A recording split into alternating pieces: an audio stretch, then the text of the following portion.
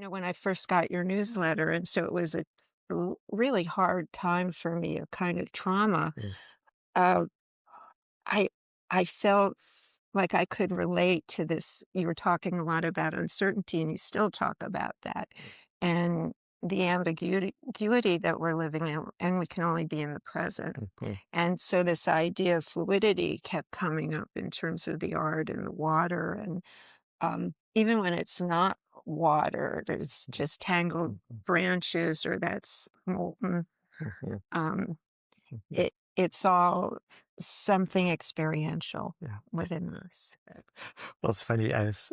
When you made the statement, we can only be in the present, I immediately thought, no, like it's actually hard for we humans to be in the present, which is why we need art.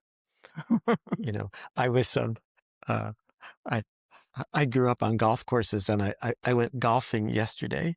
And as I was approaching, one hole, there were these enormous redwood trees. And I wanted just to take my clubs and throw them into the creek and just be with these trees. I thought Huh? if I were just present, I would Yeah. just be here, like feeling the power and beauty of these trees. It's why are we playing this silly game, And most of our lives are like this, right? We're playing this, we're it's easy to be distracted by all of the day-to-day stuff, especially now with the politics. And Yeah. yet, there's a way that your art brings us to the present, brings us to the present. Well, I'm a great believer in the nurturance of nature. And so, I think there's a whole, oh God, what it's called, forest bathing. Have you Mhm. heard of that one? Yes, I did smile when someone first, I said, "Oh, I'm forest bathing every day. I just go, that's Yeah. like my observing and feeling the power of nature was, forest Yeah, bathing." yeah. And in fact, my doctor often says, if you lie on the ground Mhm, for 5, 10 minutes every day, you're going to feel a lot better. mhm, Like just mhm, or take your shoes and socks off, but just lie there, mhm, and what the earth can give us. mhm, Um, mhm. that Yeah, kind of nurturance. yeah, Yeah, yeah. yeah. Well, again, back to your statement about, we can only be in the present, like, but uh, somehow we humans need sparks. We need reminders, like taking your shoes off, that we are nature, right? This idea we somehow we're able, unlike I think any other species, to feel separate somehow, or even to ask those questions. What's our relationship with the natural world? And yet it's like trying to look at your own eye. Yeah. And in some way, your art is like this beyond, looking at your own eye. Somehow it's spills out into this vast universe of almost like for me, it's like making my dreams come alive and making my unconscious life there. Oh, there it is. That's Oh, what my inner world feels and looks like often. really? Yeah. Can you say more about? Sorry about that. But I'm curious now. uh, I go to sleep every night with the question, I hope something will be revealed to me tonight that I really want more clarity, more uh, living with a sense of wonder. And I hope my dream tonight will unlock something.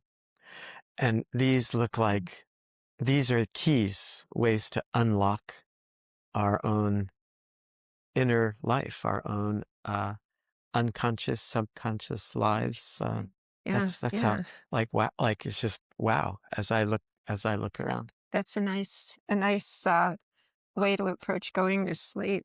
And It's really the only way.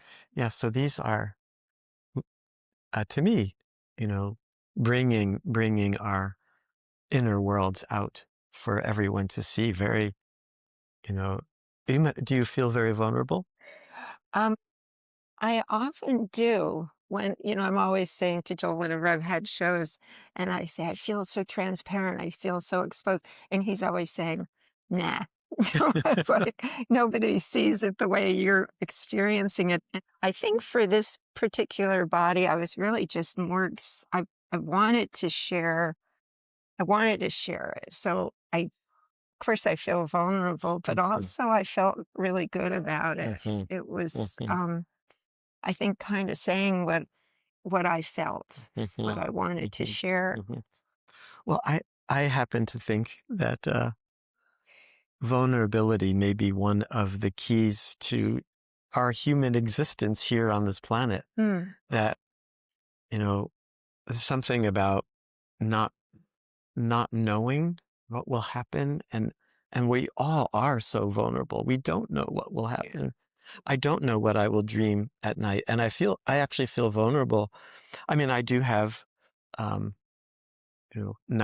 my nightmares are usually about water Oh, the power of the ocean, and but they're often about flying and my own, so again, I feel that here, the image feelings of flying and feelings of water and playing with that boundary about, yeah. in a dream, a nightmare and some vision of possibility can just like Come together. come together. Yeah, yeah.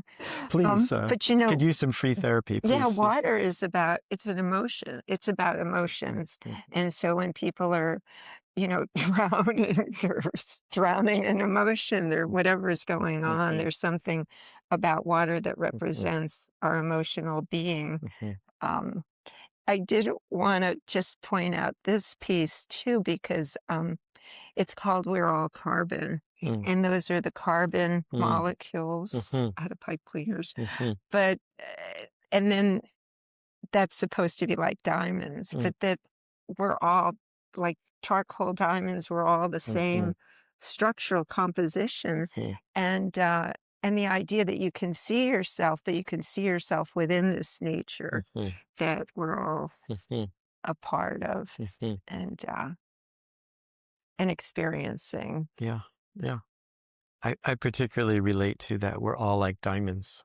Uh, We're all like jewels, and we all have many facets. And thank you for this artwork, which I feel like it has a way of turning distress into vulnerability and possibility and healing. So thank you for your work. well, thank you. Thank you for your words and coming here and Yeah. talking about it. Yeah. Thanks.